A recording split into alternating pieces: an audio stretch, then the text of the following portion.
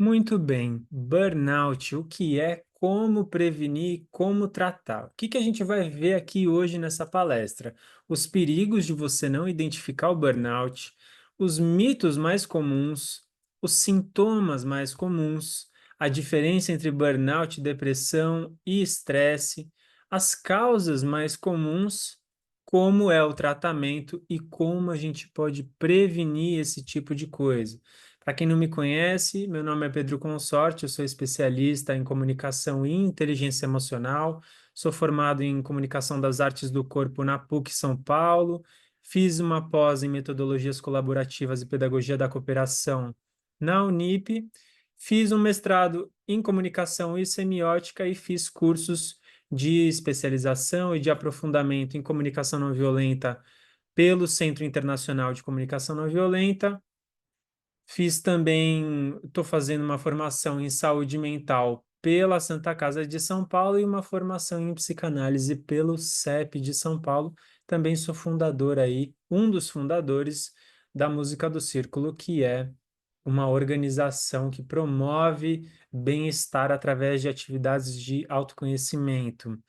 Hoje em dia, eu sou um grande produtor de conteúdo no Instagram também. Estou lá todo dia dando dicas de como cuidar da saúde mental, da inteligência emocional, como se comunicar melhor nos seus relacionamentos. E nos últimos anos, venho dando aí consultoria para muitas empresas e venho também fazendo atendimentos terapêuticos para as pessoas que precisam desse tipo de cuidado. Já fui também voluntário no Centro de Valorização da Vida, no CVV, então essa é uma área, a saúde mental é uma área que me interessa muito.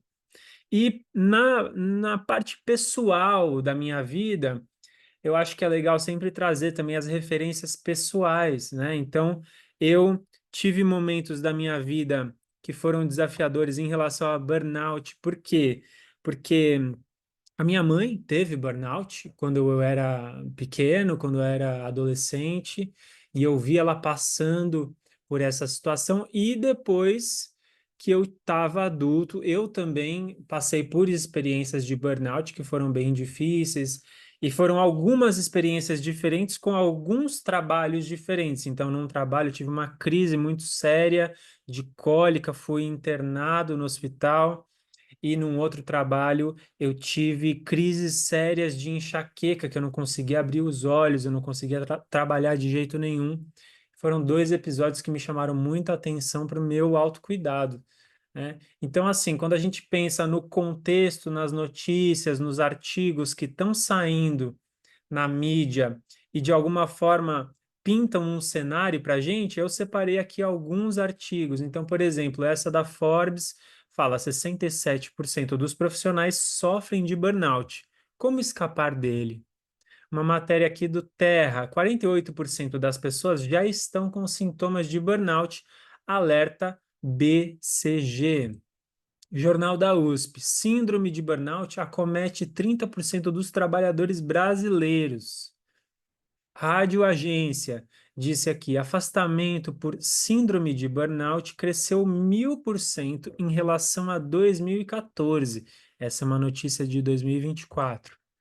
Global News fala que why studies show burnout is getting worse, ou seja, por que que os estudos mostram que o burnout está ficando pior, né? Os funcionários estão exaustos.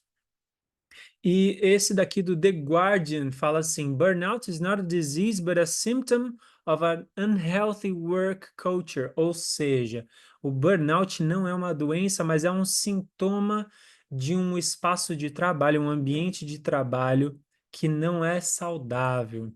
E o Diário de Pernambuco disse aqui: Burnout. Brasil é o segundo país com mais casos diagnosticados no mundo. E o G1 diz: burnout, abuso de drogas e tentativa de suicídio entram em lista de doenças relacionadas ao trabalho. O Valor Econômico diz: o perfeccionismo é uma ótima maneira de chegar a um burnout. E a Folha de São Paulo diz que mulheres são maioria nos atendimentos de burnout no SUS. Então, se a gente fosse listar aqui quais são os riscos de você não saber se é burnout ou não e você acabar não cuidando disso. Os riscos são vários, por exemplo, problemas físicos severos, né, doenças cardiovasculares fatais, sistema imunológico comprometido, doenças crônicas, exaustão física extrema, que a pessoa pode ser até internada. Inclusive, recentemente eu estava cuidando de uma pessoa que estava chegando num estado de burnout. Essa pessoa trabalhava com uma outra pessoa, as duas estavam muito num momento assim extremo, só que uma delas teve um infarto e morreu. E essa outra que sobreviveu veio me procurar para começar a cuidar da saúde mental, da saúde geral dela, porque ela percebeu que a coisa era muito séria, né? Outros danos que podem acontecer são em relação à carreira. Então, por exemplo, você pode perder o emprego, você pode ter um afastamento definitivo, você pode ter uma dificuldade de reintegração no mercado de trabalho, pode ter impacto profundo nos relacionamentos. Então, por exemplo, divórcios, rompimentos familiares e amorosos, distanciamento social permanente, e pode também ter doenças mentais graves como consequência do burnout, uma depressão profunda, um transtorno de ansiedade generalizada, um transtorno de estresse pós-traumático, dependendo do que acontece no seu trabalho, né? E muitas vezes isso pode levar você a desenvolver comportamentos autodestrutivos, com abuso de substâncias, com comportamento de, às vezes, até automutilação, pensamento suicida, né? A gente está falando aqui de casos bem extremos, mas é uma possibilidade real. Então, quais são os sintomas mais comuns no burnout? Tem sintomas físicos. Então, quando você está com uma exaustão constante, dor de cabeça frequente, problema gastrointestinal, insônia, fica de olho, né? Sintomas emocionais, falta de motivação constante, sentimento de ineficácia, um ceticismo, um cinismo no trabalho, uma irritabilidade muito alta, fica de olho. Tem alguns comportamentos também, por exemplo, redução do desempenho, uma tarefa que você fazia normalmente no seu trabalho e você não consegue fazer com a mesma qualidade, né? A evitação de responsabilidades também no trabalho, o isolamento social, a falta de interação com as outras pessoas do trabalho, né? O presenteísmo. O que que é o presenteísmo? É parecido com o absenteísmo. Absenteísmo é quando a pessoa não está, ela está ausente. O presenteísmo é quando a pessoa está presente, mas é como se ela estivesse ausente. Ou seja, ela está presente, mas ela não consegue se engajar e ela não consegue ter a produtividade que ela costumava ter. Tem alguns sintomas cognitivos também que podem acontecer. Então, por exemplo, dificuldade de concentração, tomada de decisão prejudicada, confusão mental, perda de memória, isso tudo são sinais. E também você pode ver um impacto geral na vida pessoal. Então, você levar os problemas do trabalho para casa, né? A mudança de humor, tudo isso podem ser sintomas de burnout. Agora, tem 5 mitos de burnout que muitas vezes fazem a gente ter uma certa confusão em relação a esse assunto. Quais são eles? Então, por exemplo, que burnout é só você estar muito cansado. Já é um tipo de burnout. Não, não é você estar só muito cansado. É um tipo extremo de cansaço e ligado ao trabalho. Ah, então o burnout só acontece em profissões estressantes, como enfermeira, policial, professor. Não, ele pode acontecer em qualquer situação, qualquer profissão. Não necessariamente precisam ser aquelas profissões classicamente estressantes. Depende muito do que está acontecendo no trabalho dessa pessoa. Ah, então basta tirar férias para curar o burnout? Não. Se você consegue, por exemplo, adiantar férias, isso pode ser uma forma de você tentar cuidar de uma situação que poderia ficar pior, mas você só tirar férias não vai te ajudar a curar o burnout, porque o processo de tratamento do burnout é um processo que você vai contar com várias coisas diferentes para te ajudar.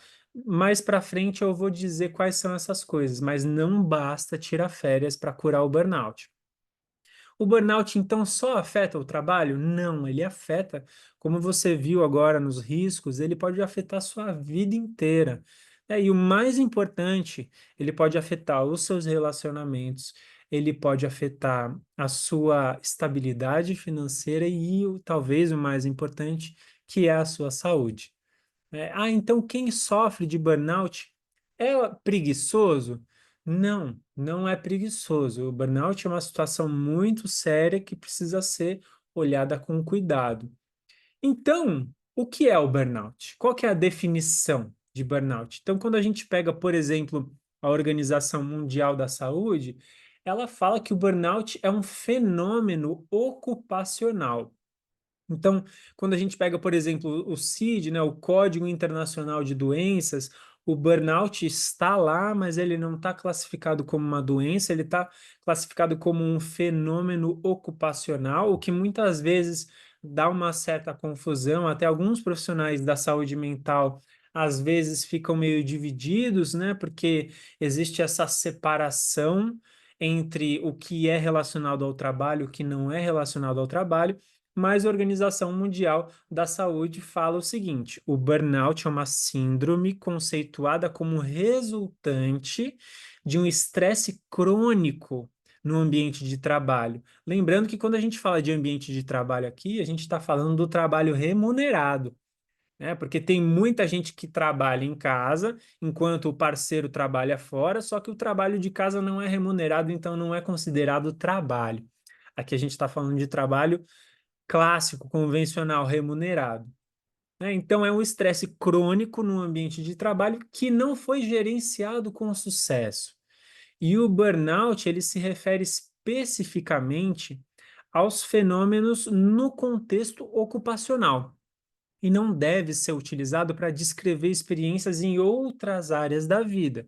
Então, aqui eles estão fazendo essa divisão bem explícita, né? O burnout ele tem que ser diretamente relacionado ao trabalho. No Ministério da Saúde, eles têm uma definição também sobre a síndrome de burnout, que eles falam assim: a síndrome de burnout ou síndrome do esgotamento profissional é um distúrbio emocional com sintomas de exaustão extrema, estresse e esgotamento físico resultante de situações de trabalho desgastantes que demandam muita competitividade ou responsabilidade. E a principal causa da doença é justamente o excesso de trabalho.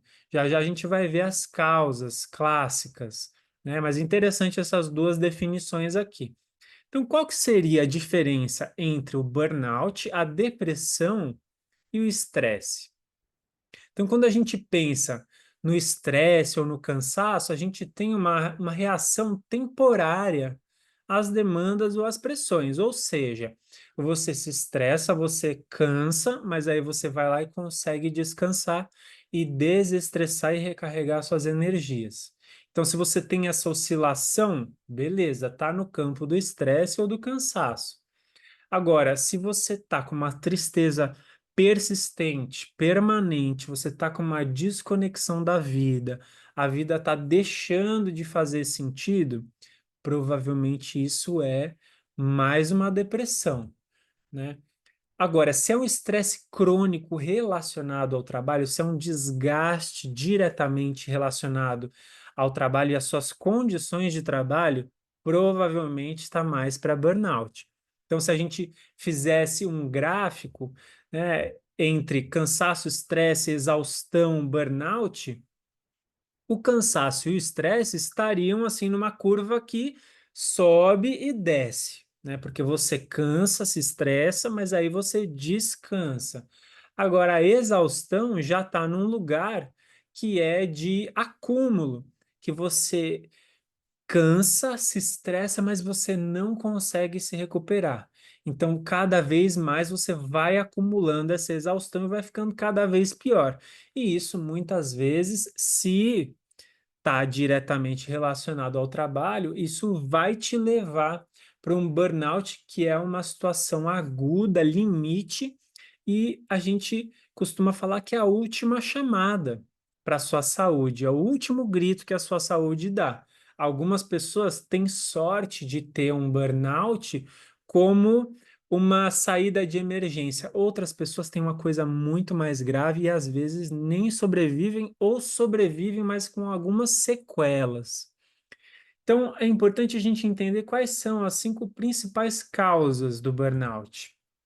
Então, uma das principais causas é a sobrecarga de trabalho. Então, se você tem um excesso de responsabilidade, se você tem horários excessivos, se você tem uma alta demanda emocional no trabalho, se você tem uma autonomia no trabalho muito limitada, isso acaba te prejudicando.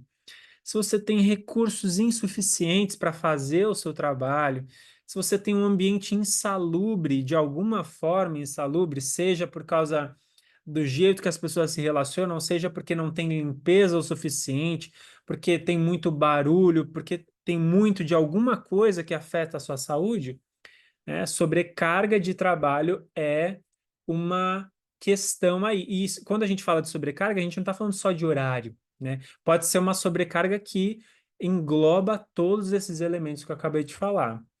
Uma outra coisa que é uma grande causa de burnout é um ambiente de pressão e instabilidade. E nesse ambiente você vai ter expectativas de desempenho irreais, você vai ter metas exageradas, você vai ter alta pressão por resultados, você vai ter um perfeccionismo, uma exigência de um perfeccionismo muito grande. Você vai ter uma imprevisibilidade constante, ou seja, as pessoas não sabem o que acontece, quais são as mudanças, é tudo comunicado em cima da hora. Você não sabe o que está acontecendo, quais assuntos estão sendo discutidos, o que que pode mudar. E a ambiguidade de papéis também, ou seja, você não sabe se aquilo é seu papel, se é papel da outra pessoa, se as responsabilidades não estão bem estabelecidas, e aí a coisa começa a ficar muito confusa. Isso vai te proporcionar um ambiente de instabilidade. Tem também o elemento do clima organizacional tóxico. Então, nesse clima tóxico, você não vai ter reconhecimento, né? Você vai sentir muita falta de reconhecimento. E quando a gente fala de reconhecimento, obviamente, o salário, né, o reconhecimento financeiro é um tipo de reconhecimento, mas existem muitos outros reconhecimentos que você pode oferecer para as pessoas. Feedbacks improdutivos também, quando as pessoas não têm ferramenta de dar feedback, não sabe dar feedback, e aí ou não dão feedback, ou dão feedback de uma forma muito improdutiva, muito carregada emocionalmente, muito vaga, que acaba caindo para o lado pessoal, isso tudo pode contribuir. Você vai ter também o acúmulo de conflitos tóxicos, e quando a gente fala de conflitos, todos os relacionamentos humanos têm conflitos, obviamente, né? Então, o fato de ter conflitos não é um problema em si, porque todo ambiente de trabalho vai ter conflito. Você quer uma coisa, outra pessoa quer outra, você tem uma preferência sobre fazer as coisas de um jeito, as outras pessoas têm outras preferências. A gente sempre tem conflitos de expectativas, de opiniões, de sentimentos, de intenções. A gente sempre tem conflitos, mas conflitos tóxicos são aqueles conflitos que, quando a gente tem, a gente não consegue restaurar a relação, não consegue sentar e conversar sobre aquilo que aconteceu. Então, os conflitos tóxicos, eles têm um impacto emocional e na nossa saúde muito grande, tem um custo muito alto. E também um ambiente de muita hostilidade ou de agressividade, que as pessoas são muito agressivas umas com as outras. Isso do ponto de vista assim de brigas, mas também isso entra no aspecto da cultura do lugar, que às vezes tem uma hostilidade ou um jeito de se relacionar que está naturalizado, às vezes até em formas de piadas, de brincadeiras, que muitas pessoas se sentem mal com aquilo, ou algumas pessoas, né? Se uma pessoa se sente mal, já é suficiente para a gente rever aquilo que está acontecendo. né? E também nesse clima organizacional tóxico, a gente vai ver uma cultura de trabalho acima de tudo, né? O trabalho é acima de tudo, vai passar por cima de todo mundo, porque a roda não pode parar. Então, esse jeito de pensar, esse jeito de funcionar, vai aumentar as chances de você ter o burnout. E, obviamente, um ambiente que tem assédio, ou moral, ou sexual, de qualquer natureza, isso vai aumentar muito as chances de você ter um burnout. Agora, tem fatores pessoais também. Então, tem questões pessoais que vão influenciar nas suas chances de ter burnout ou não. Por exemplo, quando você tem uma personalidade competitiva ou muito perfeccionista, quando você tem dificuldade de estabelecer limites, quando você tem falta de habilidade de gerenciamento do seu estresse, quando você tem dificuldade de lidar com conflitos. Eu acho que conflito é desafiador, mas se você tem muita dificuldade de lidar com conflitos, é uma coisa que pode contribuir. E também tem uma questão que é o desequilíbrio entre vida profissional e vida pessoal. Não estou falando que é fácil esse equilíbrio, mas esse desequilíbrio muitas vezes contribui para a gente aumentar as chances de ter um burnout. Então, quando a gente tem uma incapacidade de se desconectar do trabalho, estar o tempo todo ligado no trabalho, isso é diferente de exceções, por exemplo, se tem alguma urgência, alguma exceção, tudo bem, às vezes você precisa fazer ali alguma coisa em relação ao trabalho depois da hora de trabalho, mas é uma exceção. Quando a exceção vira regra, você começa a pagar um preço alto. E aí começa a misturar o trabalho em casa com as demandas familiares, começa a fazer tudo ao mesmo tempo, não faz nada direito. E, obviamente, eu não estou criticando quem está nesse tipo de situação, eu estou só alertando, cuidado, né? Talvez você precise rever algumas coisas na sua vida.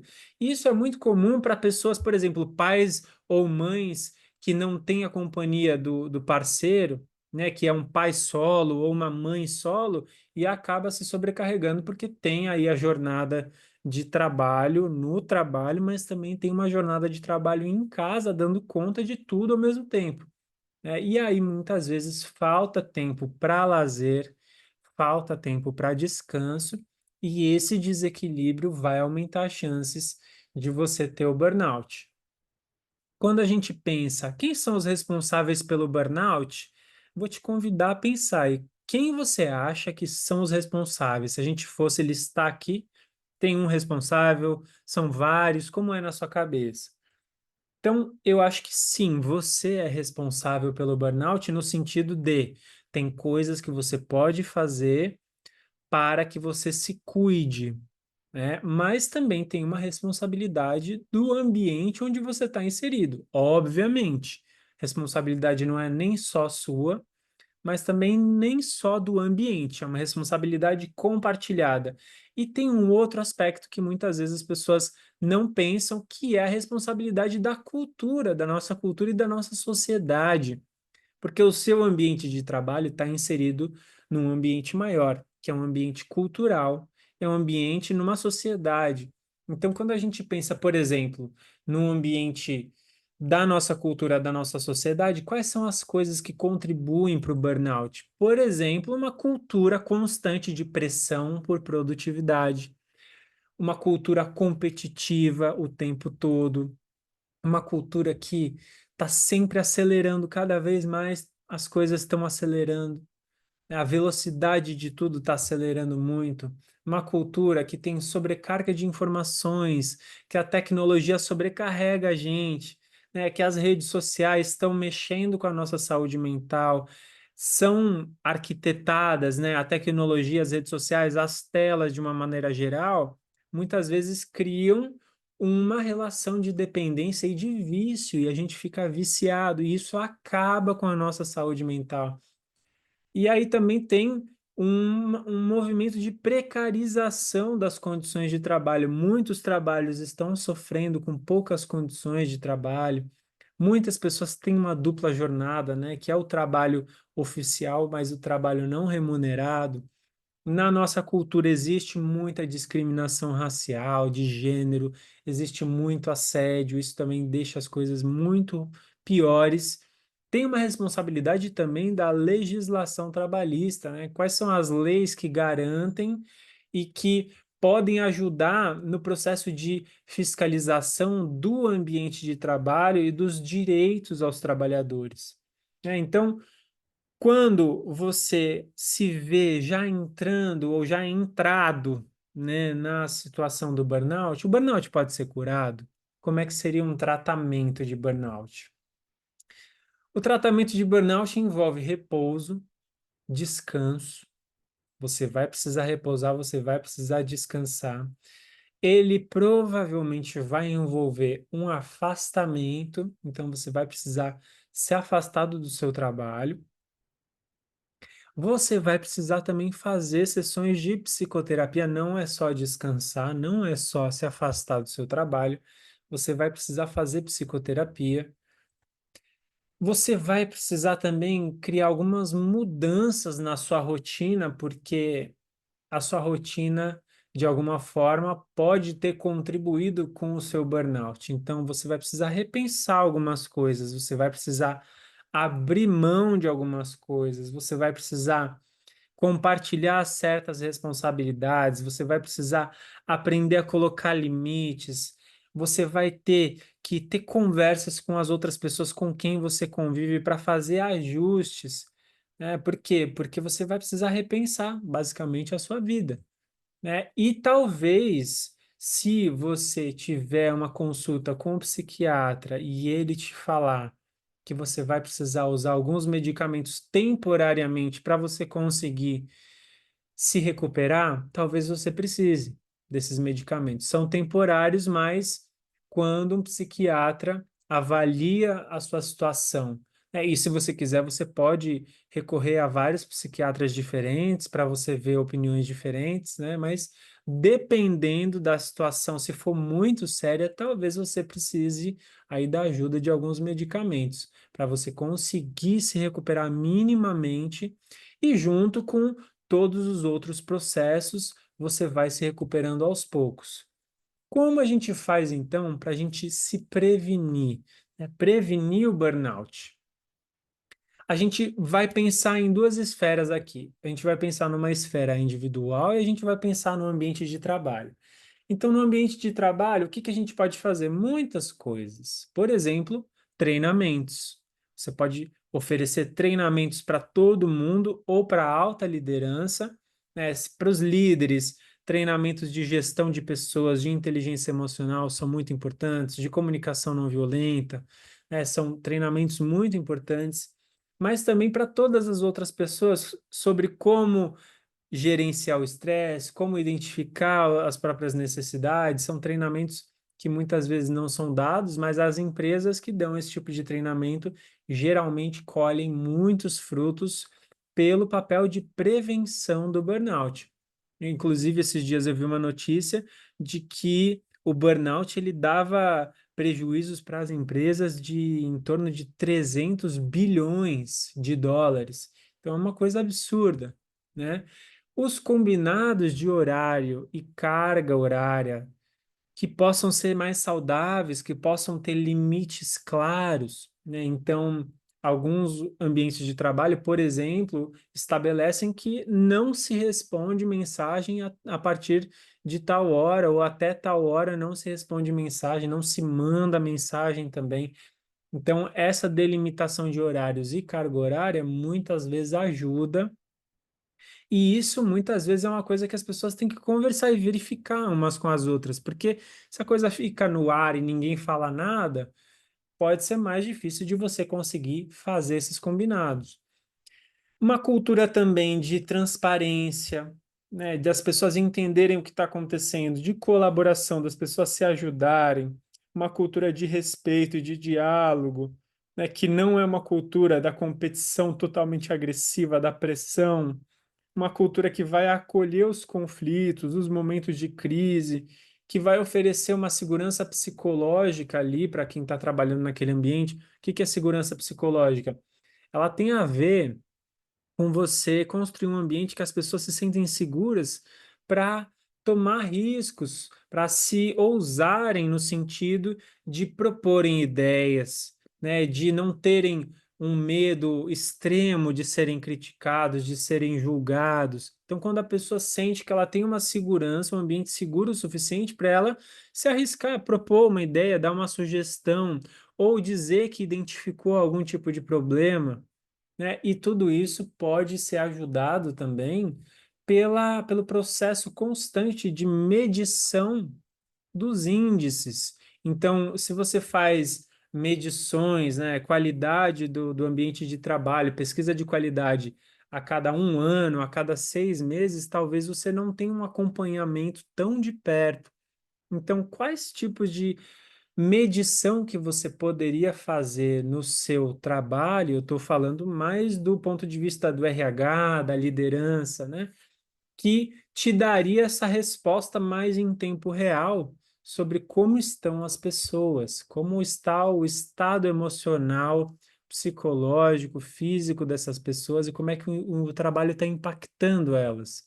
E também o bem-estar físico e mental, que é muitas vezes as empresas oferecem benefícios ou estimulam as pessoas ou apoiam as pessoas a promover o bem-estar físico e mental. Às vezes tem um plano de saúde, às vezes tem uma parceria com alguma academia, às vezes tem psicólogos, às vezes tem benefícios que as empresas oferecem e é importante também medir para ver se os colaboradores estão utilizando esses benefícios ou não, e o por que será que eles não estão, se eles não estiverem utilizando. Então, entender onde é que está o problema, por que que eles não estão utilizando e como fazer com que eles possam utilizar ou possam se beneficiar. Será que faz sentido repensar o benefício ou é alguma questão que está travando esse processo aí? E também tem a sua responsabilidade, né? Como indivíduo, você também é responsável sobre aquilo que acontece com você, ou seja, você também tem um papel de autocuidado e de você entender se a sua rotina está equilibrada, se você tem o sono de qualidade, se você está conseguindo fazer a sua higiene pessoal, a sua alimentação. Ah, Pedro, mas nossa, isso tudo é tão básico. É, mas é muito difícil, dependendo da situação da pessoa. Ela não consegue nem fazer higiene pessoal, não consegue nem lavar o cabelo. Ela almoça trabalhando, ela não tem uma rotina equilibrada, ela não consegue dormir por causa das preocupações, por causa do estresse. Então, isso vai ter um impacto muito grande na sua vida. E é importante você também colocar esse limite entre vida pessoal e profissional e também quanto de tempo você dedica a cada uma das tarefas.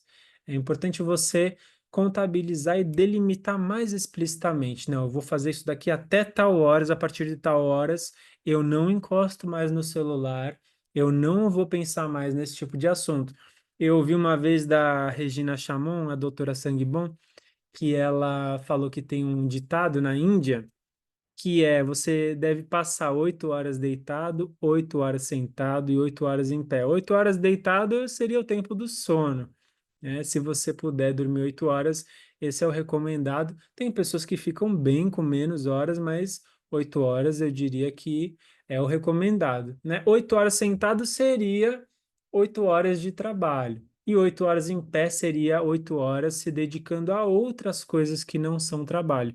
Agora, obviamente, tem pessoas que passam horas no transporte público, né? Tem pessoas que têm uma carga, obstáculos, empecilhos, dificuldades, né? Então, não estou falando que é tudo culpa da pessoa, mas é importante você refletir, seja lá qual é a sua situação, qual é a sua condição, se você está conseguindo botar esse limite entre a vida pessoal e a vida profissional, né? E aí entra também a parte do lazer, da atividade física, do descanso, das válvulas de escape. Então, o que que você está fazendo para você relaxar, para você se divertir? Você está conseguindo fazer algum tipo de atividade física? Existem muitos tipos. E eu sei que às vezes dá preguiça, que às vezes é mais fácil você ficar no celular, no Netflix, né, na frente da televisão. mas a atividade física previne muito o burnout e muitas outras doenças. E é importante também refletir sobre as válvulas de escape. Ou seja, quando você está muito cansado, estressado, o que que você faz? Você desconta isso aonde? Você desconta na comida? Você desconta em compras? Você desconta em algum tipo de vício que não te faz bem? Então, cuidado, porque isso pode acabar aumentando as chances de você ter um burnout, né? E suporte emocional? Você consegue ter algum tipo de suporte emocional? Você consegue fazer terapia? Ah, Pedro, mas eu não tenho dinheiro para pagar a terapia. Eu sei disso. A gente vive num país desigual que tem algumas pessoas têm mais dinheiro, outras têm menos. Mas mesmo assim, tenta procurar algum tipo de suporte emocional. Existem lugares que oferecem atendimento psicológico gratuito, voluntário. Então procure isso, porque isso pode te ajudar também. E você evitar também se automedicar, isso é uma coisa muito importante. Por exemplo, analgésicos. Quando você toma todo dia um analgésico para alguma coisa, cuidado. Isso tem algum acompanhamento médico? Ou você está se automedicando? E não só analgésicos, mas estimulantes. Você está tomando muito café, você está tomando Red Bull, você está tomando algum remédio para você render mais na sua produtividade? Cuidado, cuidado, porque isso. E às vezes tem médico que recomenda. Se você, dependendo do médico, se você chegar e falar, olha, eu quero um remédio aqui para eu conseguir produzir mais, que eu não estou me concentrando, cuidado, porque tem médico que vai dar esse remédio para você. Mas será que isso vai fazer bem para você? Ou seja, você pega um corpo cansado, como se você pegasse um carro 1.0 e você bota uma substância ali que é como se você colocasse no carro 1.0 um motor de Fórmula 1. Beleza, você vai andar mais rápido, mas o que que vai acontecer com esse carro? Uma hora ele vai cair aos pedaços, né? E é importante você, nesse processo, ouvir o seu corpo, perceber os sintomas do seu corpo. Para cada um, os sintomas são diferentes. Às vezes é uma dor, às vezes é alguma coisa na pele que já começa a demonstrar que você está muito estressado. Às vezes a sua imunidade caiu, né, ou cai frequentemente. Às vezes você pode ter crises. Então, presta atenção nos sintomas do seu corpo e investe em autoconhecimento. Faça cursos, faça retiros, leia livros, porque o autoconhecimento ele vai te ajudar a você perceber as suas emoções, como você está, perceber as suas necessidades, quais são os seus limites, como é que você se coloca em relação a situações de conflito, situações de desentendimento, situações estressantes, como é que você regula o seu estresse, né? Como é que você faz a administração disso? Então, eu quero passar para você aqui alguns materiais para você se educar sobre o assunto e você refletir sobre o estilo de vida, o estilo de trabalho, suas relações. Alguns desses materiais são especificamente voltados para o burnout e alguns outros são voltados para você refletir sobre a sua vida e para você ter mais ferramentas também para lidar com esses desafios todos. Então, por exemplo, tem alguns podcasts sobre burnout que você pode ouvir. Tem um podcast do Desestresse, né, da doutora Sanguibon, a Regina Chamon. Tem um podcast do Drauzio Varela também sobre burnout, da doutora Ana Beatriz, do Terapia no Dia a Dia, do Mamilos, da Isabela Camargo. Todos esses podcasts, eles têm episódios sobre burnout. E tem o Converse Mais, que é o meu podcast também, que tem muitas dicas sobre como cuidar da sua saúde emocional, das suas relações, como você se comunica melhor com as outras pessoas. Tem livros aqui também, por exemplo, A Sociedade do Cansaço, que vai contar um pouco sobre essa sociedade que a gente vive, que o cansaço é muito presente. Tem o livro Poder do Hábito, que vai falar sobre a construção de hábitos e o como é que você entende o processo de construção dos hábitos, como é importante você construir bons hábitos. Tem o livro Inteligência Emocional para você entender e se familiarizar melhor com o mecanismo, né, com o funcionamento das suas emoções. Tem um livro, O Animal Social, também, que é muito interessante, que fala sobre os mecanismos psicológicos que a gente tem e como que socialmente muitas dinâmicas que acontecem entre as pessoas afetam a gente, como que a parte social da nossa vida afeta a gente, como é que a gente pode se beneficiar quando a gente entende esses mecanismos.